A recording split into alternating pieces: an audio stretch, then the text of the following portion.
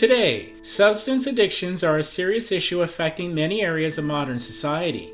However, it surprises many people to learn that in Victorian times, substance addictions were also part of their everyday society. In fact, a number of these substances were legal to use and commonly found in many households. With this Victorian to Modern series, we will feature various addictive substances and their practices which were used or performed during Victorian times. Today's Shocking Victorian Addictions episode will feature the dangerous narcotic opium. Opium was a Victorian addiction. Today, many parts of our planet are experiencing the devastating effects of a far-reaching opiate crisis. It will shock many viewers to learn that during Victorian times, a widespread opium dependency crisis was made even more tragic because it was a legal and easily accessible drug. Furthermore, opium was used as a regular ingredient in various household patent medicines and home remedies. Therefore, numerous individuals, families, friends, and communities became unknowing victims of the harrowing effects of opium addiction. This created widespread misery, even though many people did not use opium for recreational pursuits in Victorian times. So, how did opium introduce itself to Victorian England?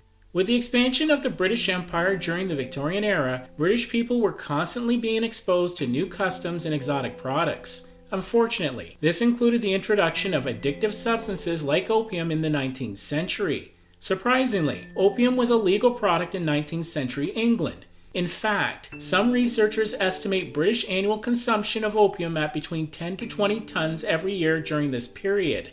With this rising tide of trade and commerce, access to this highly addictive drug became readily available. Whether through patent medicines in a derivative form or as an ingredient to purchase for home remedies or other treatments, there were a number of sources for this narcotic during Victorian times.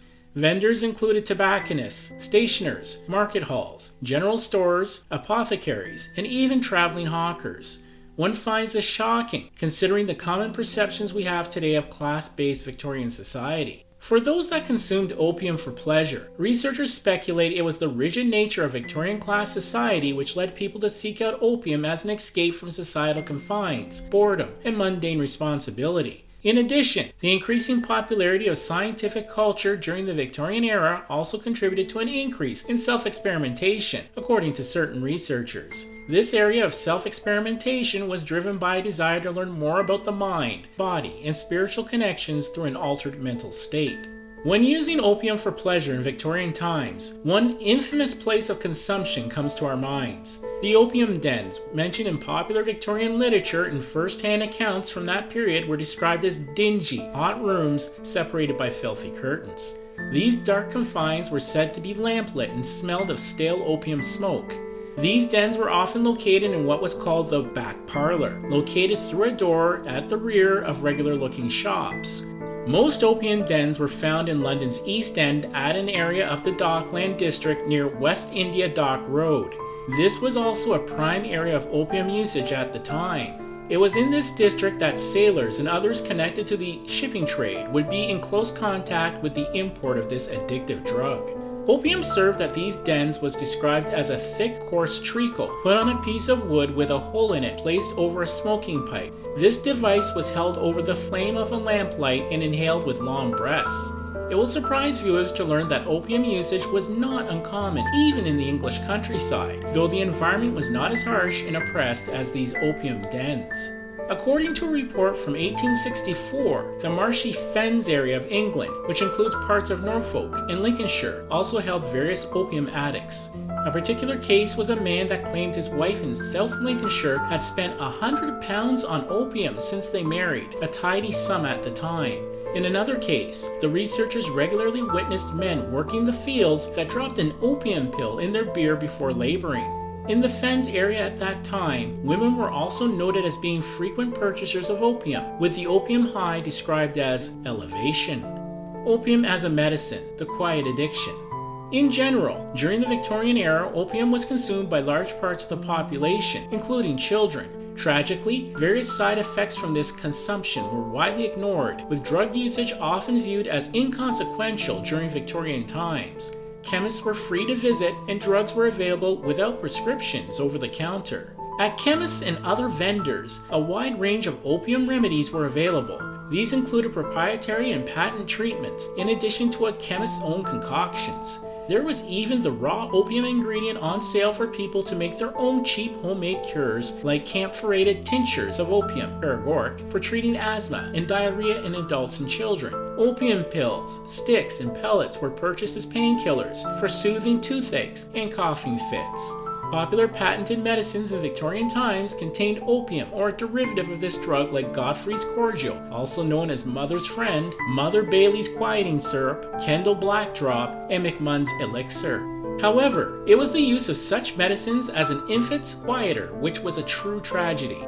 For coughs, colds, and other diseases, Ayer's cherry pectoral contained both alcohol and opium and was administered to children as well as adults. Godfrey's cordial contained opium, treacle, and water. This narcotic mixture was commonly used to soothe untold numbers of young children from colic diarrhea, vomiting, hiccups, coughs, and other ailments.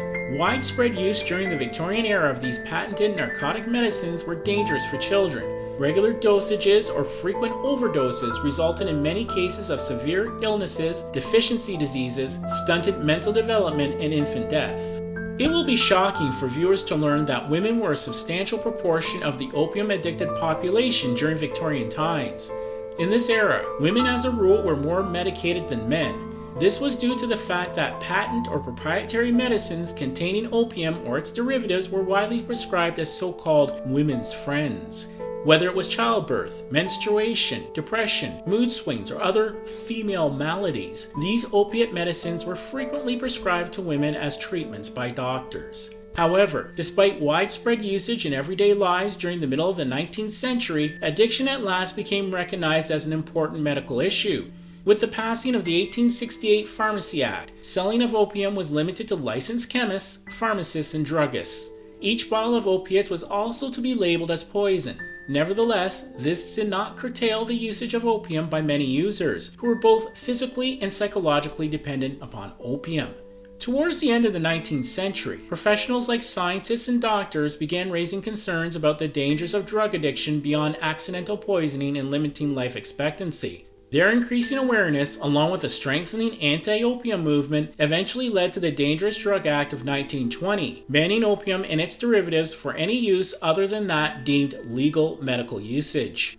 Thank you for watching this episode of Shocking Victorian Addictions. We show regular episodes which reveal life in the Victorian age. So please remember to like, subscribe, share, and reveal this knowledge of Victorian times for the benefit of everyone.